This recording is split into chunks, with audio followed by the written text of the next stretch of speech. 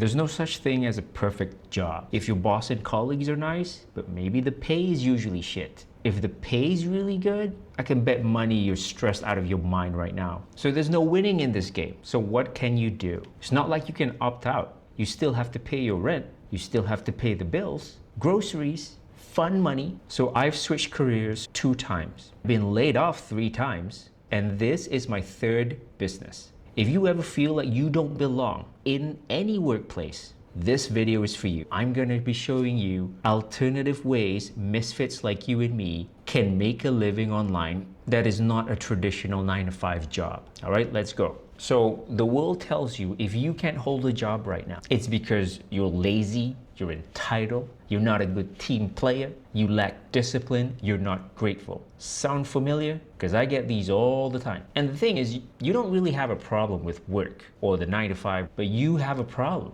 being in an imaginary cage. Because it's not that you're not hardworking. Oh, no, no, no. If you are in the right environment, working on the right things, you probably never stop working, right? It's not the issue of you're not hardworking. It's because most of these jobs nowadays, they assume that you have no other options going on for you. That's why you have to keep showing up to these jobs. And you are treated as such. That's why they can bully you. Because they know where you're gonna go. You got no other options. You have bills to pay. You just bought that new car. Well, guess what? You gotta keep showing up to this job that you don't like. You gotta deal with horrific traffic. And if you're a parent, you have to leave your child, like this baby, at a daycare. God knows what's going on over there. 2, these jobs assume that you already obey and tolerate a social hierarchy. So if you have a job, you got a boss. That means you got to take orders from the guy or the lady above you, whether you like it or not. You have to follow orders. That's your job. Which means you have to be living and working in somebody else's working environment and culture. You know, I had this job.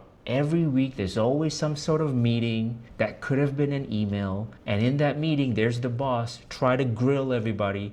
For what? I think the boss just wanted to appear that he has power to cause terror. So we all do the work. But why do we have to do this in the first place? This is just a power show for this boss's benefit, not for the team's benefit. And don't even start by trying to improve things like, oh, let's not do that. Let's do this, which is clearly better, but don't try that. They're not gonna like you. If you start suggesting to change something, you're on their wish list. Trust me, they have a list. So the toll of dealing with this 9-to-5 work is that it's a direct attack on your body, your mind, your soul, and your intelligence. As a result, you get sick, you get depressed, you may put on or lose weight, you may lose the will to live, you may snap at your kids just because of the pressure, this unnatural way to live. And I remembered a couple of years ago, Instagram had like a recap for the stories, and my wife saw, hey, this is a video of you like 3 years ago, and it was a video of me and my wife. We were going out for her birthday at some restaurant, but I was working at the job that I didn't like at the time. I was really stressed out and I didn't eat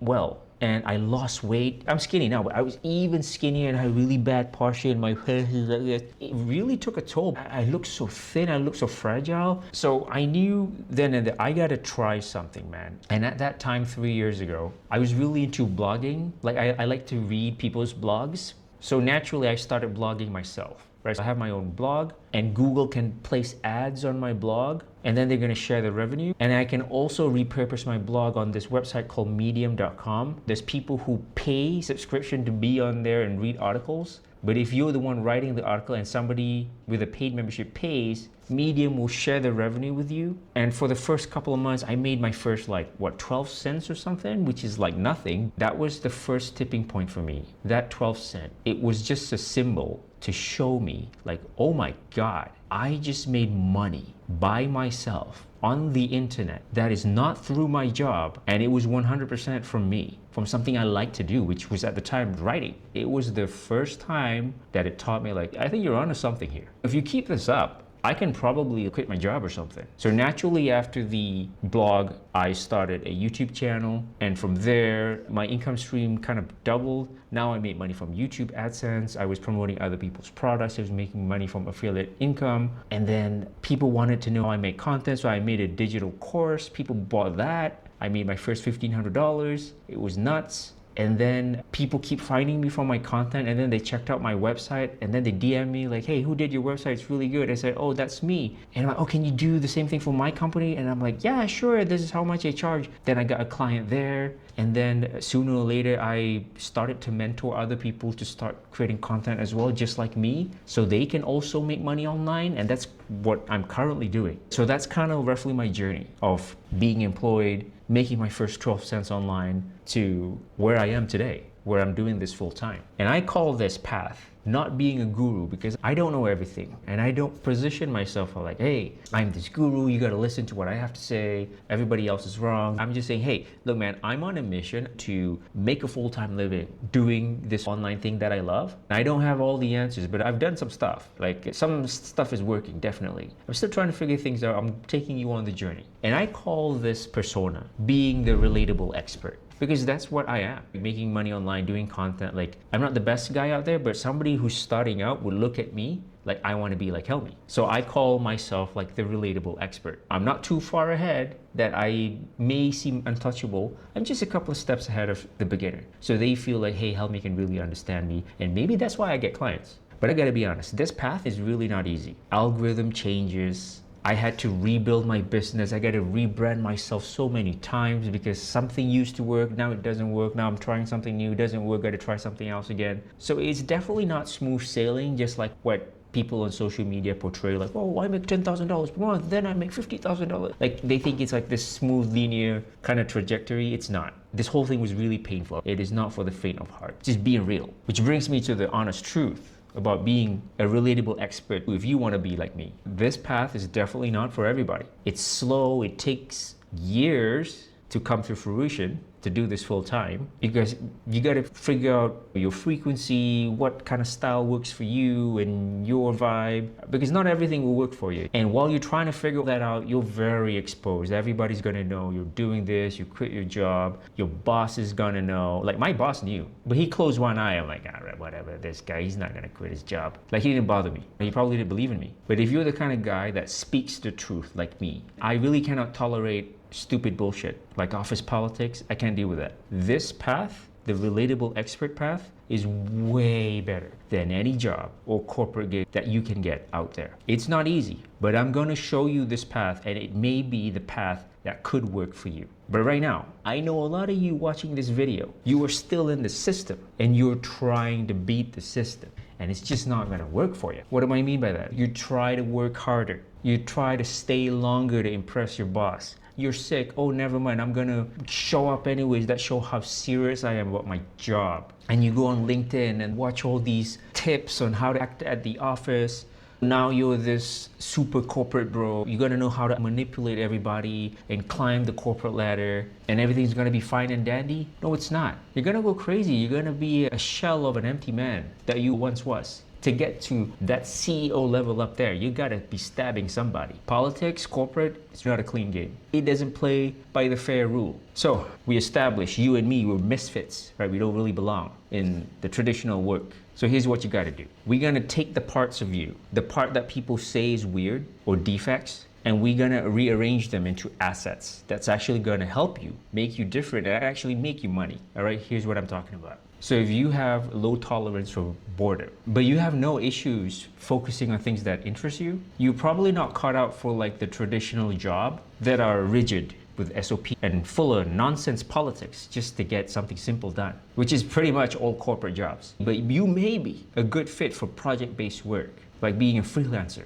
or a contractor, because you can focus and pick who you want to work with. If you are great at speaking out the truth, you will not thrive in an environment where you are expected to be fake all day. But your realness may help an audience who's also tired and who needed somebody to be real for them. And they want to work with somebody real, and that could be you. And if you can't stand bosses, right? They always tell you to do really stupid things, but you're really good at setting and knocking out your own task, you're better off building your own ecosystem rather than working on somebody else's ecosystem. You most likely are an entrepreneur, and that could be a curse. Because entrepreneurship, it sounds cool, but it's nothing but easy. But let's say if you're really interested to do all this stuff, how can you start? without collapsing under the sheer amount of pressure and uncertainty. This is what I had to do to become the relatable expert. Okay, it's a 4-step system. Number one, you have to go through a self-clarity session. This is a thing that a lot of creators don't do because they skip this, go straight to let's make content, let's make a video. They just chase whatever's trending out there. Like they skip the fundamentals, right?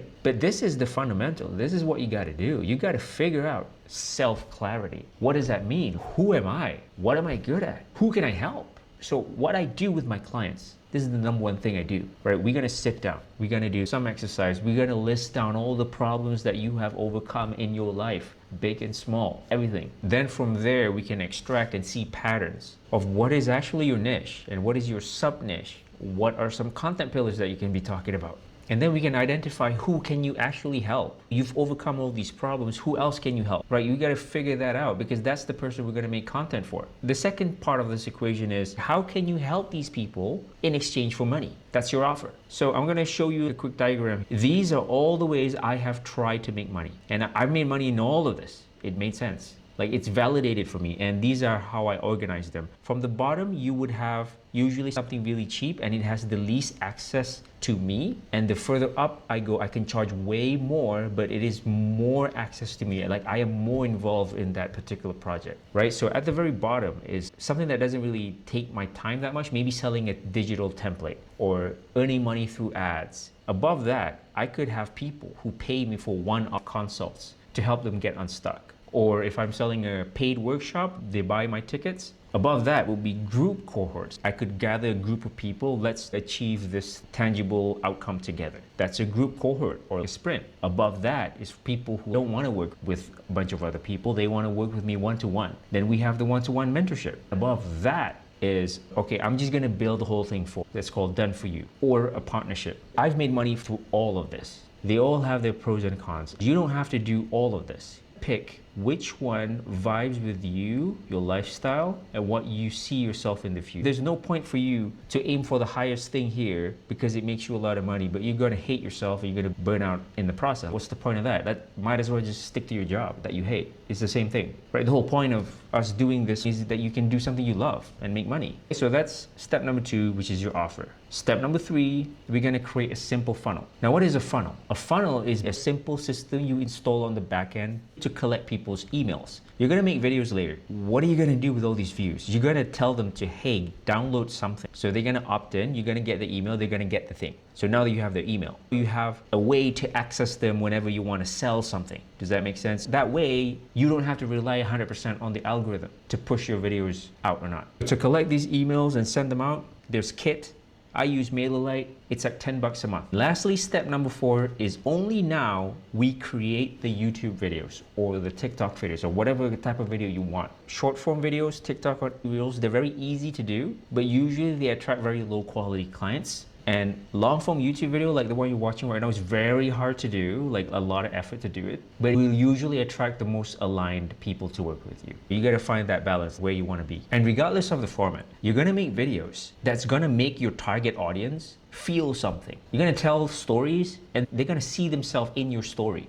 You're gonna say things in your story that no one else around them say out loud, but they know it's true. This is the 4 steps that I did to make all this money online, on my terms. This job is how you get full permission to be yourself and make money on your own terms. I'm not out of the woods yet. I've made all this money, but then the algorithm changed, I changed. I'm still trying to figure out how to make this whole thing easy and more sustainable, but I'm more than happy to help anybody who's just starting. Like they don't even know who should they target, like what should they sell. Like I help those people just starting out. And for you, all you have to do is make your first 12 cents like I did, just to validate this thing works. I'm ready. I can see the future. This is gonna work. This is it. This is how I'm gonna live my life. Just to prove yourself that it can work for you. So you stop selling your soul for a paycheck. Keep showing up to that job. Remember, you're not bad at work. There's nothing wrong with the work system. You're just bad being in an invisible cage. All right, I'll see you in the next video.